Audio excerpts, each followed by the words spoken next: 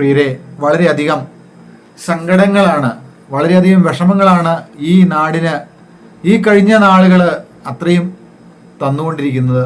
ഒന്നിനു പുറകെ കേട്ടുകേൾവിയില്ലാത്ത കഥകളിലൂടെയാണ് ഈ നാട് സഞ്ചരിക്കുന്നത്. പിതാവിൻ്റെ സഹോദരൻ 4 വയസ്സുള്ള കുട്ടിയെ, നഴ്സറിയിൽ പഠിക്കുന്ന കുട്ടിയെ ഇങ്ങനെ ക്രൂരമായിട്ട് പീഡിപ്പിച്ചു എന്ന് കേൾക്കുമ്പോൾ എന്താണ് ഈ നാടിന് സംഭവിച്ചത്? ആ ആള് എത്രക്കാരനാണ്? ആ നാട്ടിലുള്ള ജനങ്ങളെ അവൻ വെച്ചുകൊണ്ടിരുന്നോ? ഈ കല്യാണിയുടെ അമ്മ എന്ന് പറഞ്ഞ സന്ധ്യ എന്ന് പറഞ്ഞ ആ സ്ത്രീനെ അവർ വെച്ചുകൊണ്ടിരുന്നോ? ഇതൊക്കെ നമ്മൾ അന്വേഷിക്കേണ്ടതായിട്ടുണ്ട്, ആലോചിക്കേണ്ടതായിട്ടുണ്ട്. എന്താണേലും വളരെയധികം സങ്കടങ്ങൾക്കുപരി മാതാപിതാ ബന്ധങ്ങൾക്കും സഹോദര ബന്ധങ്ങൾക്കും എല്ലാം ഒരു കോട്ടം തട്ടുന്ന രീതിയിലാണ്, ചേട്ടനനിയൻ ബന്ധങ്ങൾക്കെല്ലാം ഒരു കോട്ടം തട്ടുന്ന രീതിയിലുള്ള പ്രവർത്തനങ്ങളാണ് നടന്നിരിക്കുന്നത്.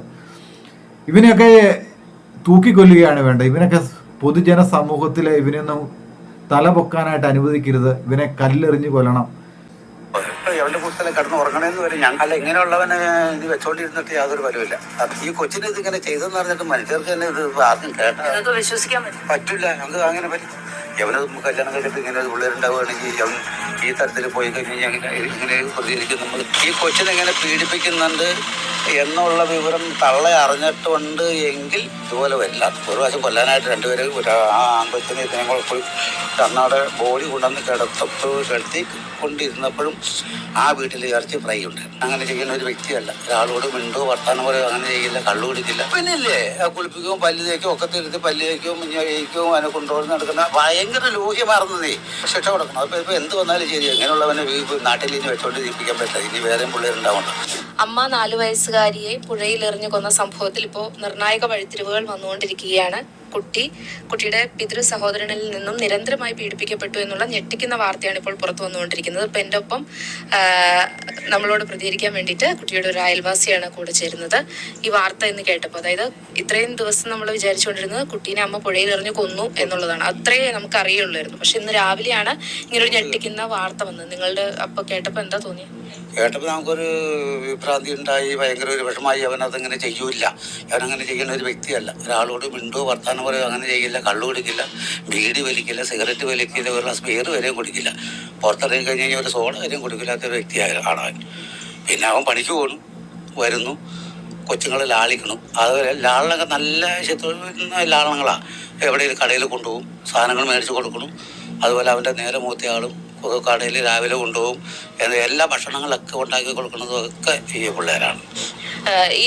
ഇപ്പൊ ഞങ്ങൾ അന്ന് ഈ സംഭവ സ്ഥലത്ത് കുഞ്ഞിന്റെ ബോഡി കൊണ്ടുവരുന്ന ടൈമിലൊക്കെ വീട്ടിലുണ്ടായിരുന്നു. അപ്പൊ ഭയങ്കര സങ്കടവും ഒക്കെ അലറി വിളിച്ച് കരയുന്നതൊക്കെ കണ്ടു. പക്ഷെ അങ്ങനെ ഒരാൾ ഇങ്ങനെ ഒരു ക്രൂരകൃത്യം ചെയ്യുന്ന വിശ്വസിക്കാൻ പറ്റൂല, ഒരിക്കലും വിശ്വസിക്കാൻ പറ്റില്ല. ഇപ്പോഴും വിശ്വസിക്കണില്ല.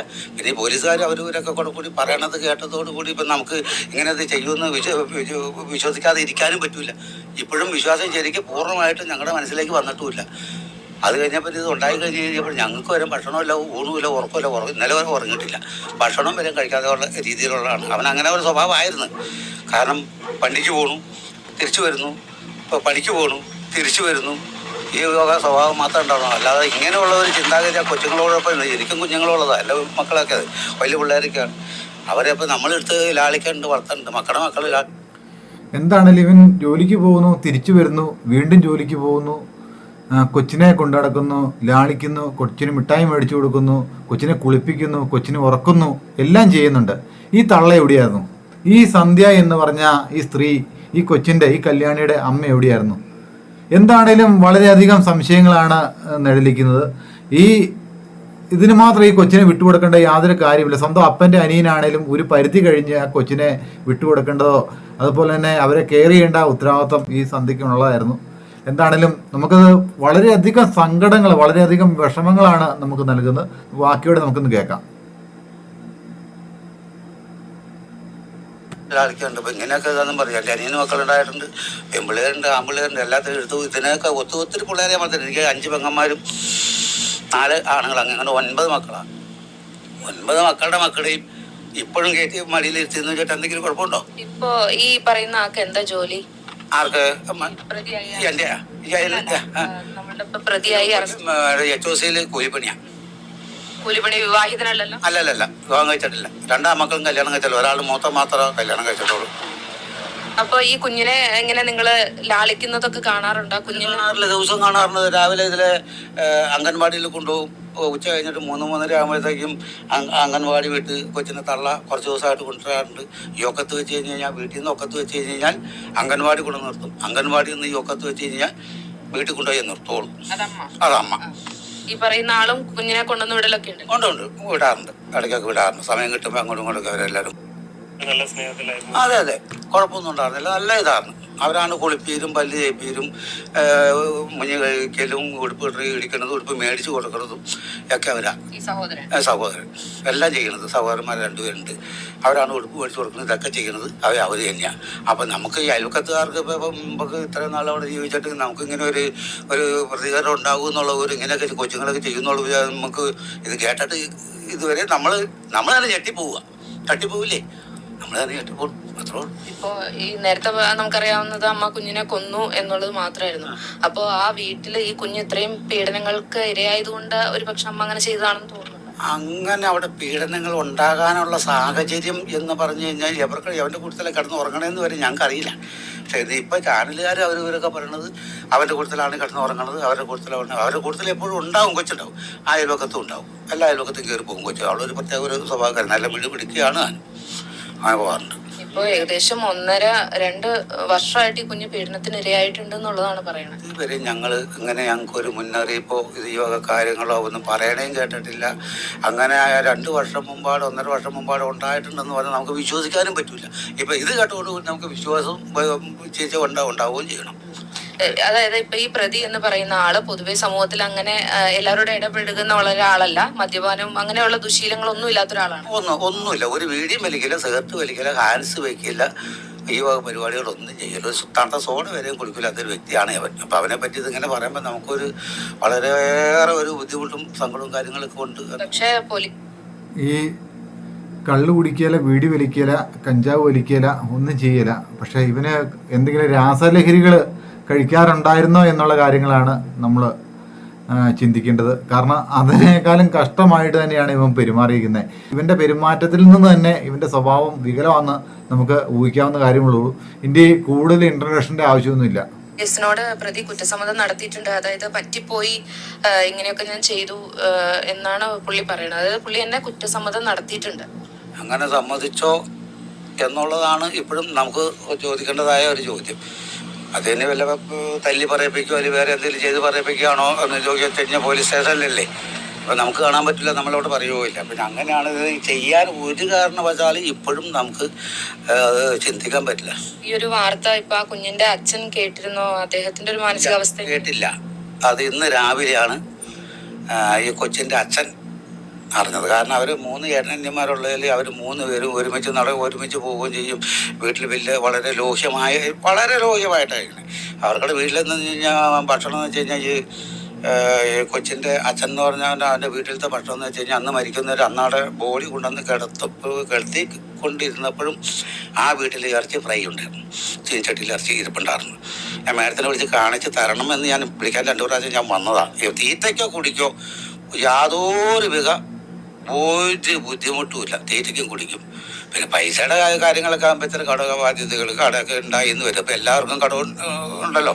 അങ്ങനെയുള്ളൊരു ബുദ്ധിമുട്ട്. ഇപ്പോ എനിക്ക് മനസ്സിലായത്, അതായത് ചേട്ടനനിയന്മാര് വളരെ ലോഹ്യത്തിലും സ്നേഹത്തിലുമായിരുന്നു കഴിഞ്ഞിരുന്നത്. ഈ കുട്ടിക്ക് ഇങ്ങനെ ഒരു സംഭവം നടക്കുന്നുണ്ടെന്നുള്ളത് സ്വന്തം അച്ഛനും അറിവുണ്ടായിരുന്നിരിക്കില്ല അല്ലെ? ഇല്ല, ഒട്ടും അറിവുണ്ടായിരുന്നെങ്കിൽ അന്ന് തന്നെ അവനെ കൊന്നേനെ. അവൻ അറിഞ്ഞു കഴിഞ്ഞാൽ അന്ന് തന്നെ സ്റ്റേഷനിലേക്ക് പോകേണ്ടി വരില്ല. അത് അവനായിരിക്കും പോണത്. ഈ അച്ഛന് കുഞ്ഞിനെ ഭയങ്കര കാര്യമായിരുന്നു. ആർക്കും കാര്യക്കുറവൊന്നുമില്ല. എല്ലാവർക്കും നല്ല സ്നേഹമായിരുന്നു. ഇതൊരു പെങ്കൊച്ചുള്ള അവളെ മേടിക്കുകയാണ്. ചെറുക്കനുണ്ട്, അവർ സ്കൂളിൽ പോകണം. ചെറുക്കന് സ്കൂളിൽ പോകണം. ഈ കൊച്ചാണെങ്കിൽ ഏത് സമയം ആരോട് കണ്ടു കഴിഞ്ഞാൽ ഇതിൽ 2 കാര്യം ഞാൻ കാണുന്നതാണ്. കാലത്ത് പോകുമ്പോൾ കാണും, ഉച്ചയ്ക്ക് വരുമ്പോൾ കാണും. നമുക്ക് ഈ പശുവറി ആയതുകൊണ്ട് അങ്ങോട്ടും ഇങ്ങോട്ടൊക്കെ പോകുമ്പോൾ ഒക്കെ നമ്മൾ കണ്ടുകൊണ്ടിരിക്കണം. കൊച്ചായതുകൊണ്ട് നമുക്ക് ഒന്ന് ഉൾക്കൊള്ളാൻ പറ്റണില്ല എന്ന് മാത്രമേ. അതൊന്നും മാനസികമായിട്ട് ഉൾക്കൊള്ളാൻ സാധിച്ചിട്ടില്ല. ഇപ്പോ അമ്മ അറസ്റ്റിലാണ്, അതുപോലെ തന്നെ അച്ഛന്റെ സഹോദരനും അറസ്റ്റിലായി കഴിഞ്ഞു. അപ്പോൾ ഇനി ഇത്തരം വാർത്തകൾ കേൾക്കുമ്പോൾ ഇങ്ങനെ അച്ഛന്റെ സഹോദരൻ തന്നെ ഇങ്ങനെ ചെയ്തു എന്ന് പറയുമ്പോൾ അങ്ങനെ ചെയ്തിട്ടുണ്ടെങ്കിൽ പരമാവധി ശിക്ഷ കിട്ടണമെന്ന് ആഗ്രഹിക്കുന്നുണ്ട്. അല്ല, ഇങ്ങനെയുള്ളവനെ ഇനി വെച്ചോണ്ടിരുന്നിട്ട് യാതൊരു ഫലമില്ല. കാരണം വെച്ച് കഴിഞ്ഞാൽ ഈ സമൂഹത്തിൽ അവൻ ഇറങ്ങി നടക്കാൻ പറ്റില്ല. പറ്റുമെന്ന് എനിക്ക് തോന്നുന്നില്ല. കാരണം വെച്ച് കഴിഞ്ഞാൽ ഒരു കുഞ്ഞു കൊച്ച്, ഒരു വലിയ ആൾക്കാരെ ഒരു കല്യാണം കഴിച്ചിട്ടുള്ള ഒരു പെമ്പ്, വല്ല പ്രായപൂർത്തിയായ ഒരു പെണ്ണോ അല്ലെങ്കിൽ വേറെ ഏതെങ്കിലും രീതിയിലുള്ള ഒരു പെണ്ണാണെങ്കിൽ നമുക്കൊന്നില്ല അതിനെ വിളിച്ചോണ്ട് വരാം, അല്ലെങ്കിൽ അതിന് പ്രതികാരം ഉണ്ടാവും. ഇത് ഈ കുഞ്ഞു കൊച്ചിന് ഈ തരത്തിലുള്ള ക്രൂരത ചെയ്തുകൊണ്ട് ഇനി അവന് രക്ഷപ്പെടാൻ പറ്റില്ല. ഈ കുഞ്ഞിന്റെ എല്ലാ വ്യക്തിപരമായ കാര്യങ്ങളൊക്കെ ചെയ്തത് ഈ ചെറിയച്ഛനായിരുന്നല്ലേ? അങ്ങനെ വ്യക്തിപരമായിട്ടല്ല, കുഞ്ഞുനാൾ മുതൽ കൊച്ചു ഉണ്ടായപ്പം മുതൽ അവരെടുത്തോണ്ട് നടക്കും, കൊണ്ടൊക്കെ ഈ വീട്ടിലാണ് അധികം ഏറ്റവും 10 മണിക്കൂർ ഉണ്ടെങ്കിൽ 7 മണി 10 മണിക്കൂറും ആ വീട്ടിലാണ്. അത് അമ്മ എടുത്തോണ്ട് പോരും. ഈ അമ്മ പിന്നല്ലേ കുളിപ്പിക്കും, പല്ല് തേക്കും, ഒക്കെ തിരുത്തി പല്ല് തേക്കും, കഴിക്കും, അതിനെ കൊണ്ടുപോയി നടക്കുന്ന ഭയങ്കര ലോഹ്യമാർന്നതേ. ഈ കൊച്ചിന് ഇതിങ്ങനെ ചെയ്തെന്ന് പറഞ്ഞിട്ട് മനുഷ്യർക്ക് തന്നെ ഇത് ആർക്കും കേട്ടാ വിശ്വസിക്കാൻ പറ്റൂല. നമുക്ക് അങ്ങനെ പറ്റും. എന്തെങ്കിലും ഒരു ലക്ഷണം ഉണ്ടായിരുന്നു എന്ന് വെച്ച് കഴിഞ്ഞാൽ എന്നെ ഇതേപോലെ ഉപയോഗിക്കുന്നു എന്നുള്ള രീതിയിൽ അങ്ങനെ എന്തെങ്കിലും കാണിച്ചിട്ടുണ്ടോ? അങ്ങനെ കൊച്ചുങ്ങൾ നിർത്തൂല.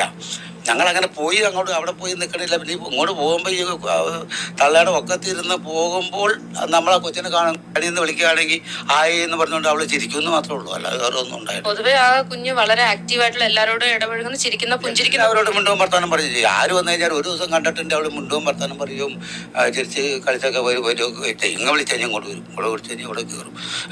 നമ്മൾ എന്തെങ്കിലും ഉണ്ടെങ്കിൽ പലരും ഇവിടെ 2 പിള്ളേരുള്ള എന്തെങ്കിലും ഉണ്ടെങ്കിൽ ഞങ്ങൾ നേരത്തെ കൊടുക്കാറുണ്ട്, വരാറുണ്ട്, പോകാറുണ്ട്. അല്ലാതെ വേറെ ഇങ്ങനെയുള്ളത് ഒരു ചിന്താഗതി ഒന്നും നമുക്ക് ഇതേവരെ നമുക്ക് ഉണ്ടായിട്ടില്ല. ഇവിടെ അങ്ങനെ പുറമേ രാജ്യങ്ങളിലൊക്കെ ഇങ്ങനെ കേട്ടിട്ടേ ഉള്ളൂ. പക്ഷേ ഈ സ്വന്തം ഈ ഇത്ര അയൽക്കത്ത് ഇത് സ്വന്തം ആരാ? ചേട്ടനൊരു അച്ഛനാണ്, അതുപോലെ തന്നെ മുത്തച്ഛനാണ്, അതുപോലെ തന്നെ ചേട്ടന്റെ സഹോദരങ്ങൾക്കും മക്കളൊക്കെ ഉണ്ട്. അപ്പോ ഈ വാർത്ത കേൾക്കുമ്പോ ഇനി ഇങ്ങനെയൊന്നും ഉണ്ടാവാതിരിക്കാൻ മാക്സിമം ശിക്ഷ കിട്ടണം. അതൊക്കെ വേണം, ശിക്ഷ വേണം, ശിക്ഷ കൊടുത്തേ പറ്റുള്ളൂ. ശിക്ഷ കൊടുക്കണം. അപ്പോൾ ഇപ്പോൾ എന്ത് വന്നാലും ശരി, എങ്ങനെയുള്ളവനെ നാട്ടിൽ ഇനി വെച്ചോണ്ട് ഇരിപ്പിക്കാൻ പറ്റില്ല. ഇനി വേറെയും പിള്ളേരുണ്ടാവുള്ളൂ. യവന് കല്യാണം കഴിച്ചിട്ട് ഇങ്ങനെ ഒരു പിള്ളേരുണ്ടാവുകയാണെങ്കിൽ അവൻ ഈ തരത്തിൽ പോയി കഴിഞ്ഞ് കഴിഞ്ഞാൽ എങ്ങനെ പ്രതികരിക്കും? നമ്മൾ പറ്റുമോ? ഒരാൾക്കത്ത് കയറ്റുമോ? അമ്മയ്ക്ക് വേണമെങ്കിൽ ഇത് അച്ഛനോട് നേരത്തെ പറയായിരുന്നില്ലേ ഇങ്ങനെ ഒരു പീഡനം? അമ്മ അറിഞ്ഞിരുന്നെങ്കിൽ, അമ്മ അറിഞ്ഞിട്ടുണ്ടായിരുന്നുവെങ്കിൽ, അമ്മ ഈ കൊച്ചിനെങ്ങനെ പീഡിപ്പിക്കുന്നുണ്ട് എന്നുള്ള വിവരം തള്ള അറിഞ്ഞിട്ടുണ്ട് എങ്കിൽ അച്ഛനോട് തീർച്ചയായിട്ടും അന്ന് തന്നെ ആ സമയത്ത് തന്നെ എവിടെ പോയിക്കാണെങ്കിലും വിളിച്ചു വരുത്തിയിട്ട് ഇങ്ങനെ ഒരു കാര്യങ്ങൾ പറയണം. അങ്ങനെ അനിയൻ ഇന്നതുപോലെ ചെയ്തു, ഞാൻ ഇന്നതുപോലെ പ്രതികരിച്ചു. അങ്ങനെ പ്രതികരിക്കാനുള്ള പ്രായം, അതിനുള്ള ഗട്ട്സ് ആ പെണ്ണിനില്ല. അതാണിത് ഒക്കെ വരാൻ ഇത്രയും വഷളായത്. ഇത്രയും നാൾ അവിടെ ജീവിച്ചിട്ട് ഇങ്ങനെ വന്ന് വഷളായത് വെച്ച് കഴിഞ്ഞാൽ ആ കൊച്ചിനോട് അവൾക്ക് വലിയ താല്പര്യം ഉണ്ടായിട്ട് പ്രസവിച്ചു കഴിഞ്ഞതിനെ കൊണ്ട് കൊടുത്തെന്ന് പറഞ്ഞാൽ അങ്ങനെയുള്ള കൂട്ടത്തിൽ കൊണ്ട് നടക്കലോ പോക്കോ വരവോ അങ്ങനെയുള്ള കാര്യങ്ങളൊന്നും ഉണ്ടായിട്ടില്ല. പീഡനങ്ങളൊന്നും സഹിക്കാൻ കണ്ട് മനക്കെട്ടി ഇല്ലായിട്ട് കൊണ്ടുപോയി കൊച്ചിനെ കളഞ്ഞതായിരിക്കുമോ? അങ്ങനെ ചോദിച്ചു കഴിഞ്ഞപ്പോൾ നമുക്ക് ഒന്നും പറയാൻ പറ്റില്ല. ചിലപ്പോൾ അവള് കണ്ടിട്ടുണ്ടോ കണ്ടിട്ടില്ലോ എന്ന് നമുക്ക് പറയാൻ പറ്റും. അമ്മ പോലീസിനോട് പറഞ്ഞിരിക്കുന്നത് ഇങ്ങനെ ഉപയോഗിക്കുന്നത് കണ്ടിട്ടുണ്ട്, അതുപോലെ തന്നെ ഈ പ്രതിയും പറഞ്ഞിട്ടുണ്ട് അമ്മയ്ക്ക് അറിയാമായിരുന്നു എന്നുള്ളത്. ഏതമ്മയ്ക്ക്? ഈ കുഞ്ഞിന്റെ അമ്മയ്ക്ക്. അതിപ്പോ എനിക്ക് വിശ്വസിക്കാൻ പറ്റൂല. കാരണം വെച്ച് കഴിഞ്ഞാൽ ഈ തള്ളയായാലും ഈ തള്ളയെന്ന് പറഞ്ഞതായാലും അത്ര മിണ്ടുവും വർത്താനം പറയുകയോ ചെയ്യില്ല. അതിങ്ങനെ കിഴിപ്പോട്ട് പോക്കി പോകുന്ന ഒരു വ്യക്തിയാണ്. അയൽവക്കത്തുകാരെ 12 കൊല്ലം ആ പെണ്ണിവിടെ കല്യാണം കഴിച്ചു കൊണ്ടിട്ട് എന്നോട് ഒരു ഇതുവരെ മിണ്ടിയിട്ടില്ല.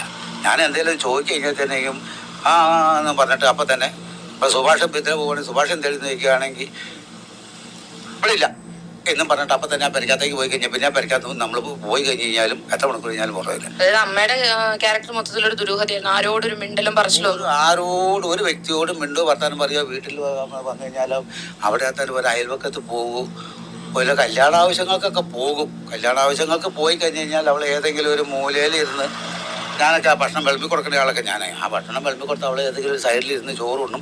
അപ്പം തന്നെ കൊച്ചിനെ ഉണ്ടെങ്കിൽ കൊച്ചിനെ എടുത്ത് ഒക്കത്ത് വെച്ചോണ്ട് അവളുടെ വീട്ടിലേക്ക്. ശരിക്കും അമ്മയ്ക്ക് ആ ഒരു കഴിവും കുട്ടികളെ നോക്കാനുള്ള ഒരു മനസ്സുണ്ടായിരുന്നു, ഇങ്ങനെ ഒരു അത്യാഹിതം സംഭവിക്കും വരില്ലായിരുന്നു. അത് ഒരിക്കലും വരില്ല.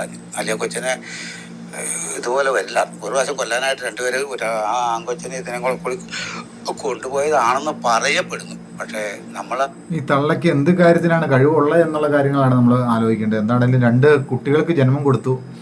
വളരെയധികം ദുരൂഹതകളാണ് നമുക്ക് ഈ വീഡിയോയിൽ നിന്ന് നമുക്ക് മനസ്സിലാകുന്നത്. എന്താണേലും അടുത്ത ദിവസങ്ങളിൽ ഇതിൻ്റെ ബാക്കി പത്രങ്ങളുമായിട്ട് ഹാർഡ് ഫാർമർ എന്ന ചാനൽ വീണ്ടും വരും.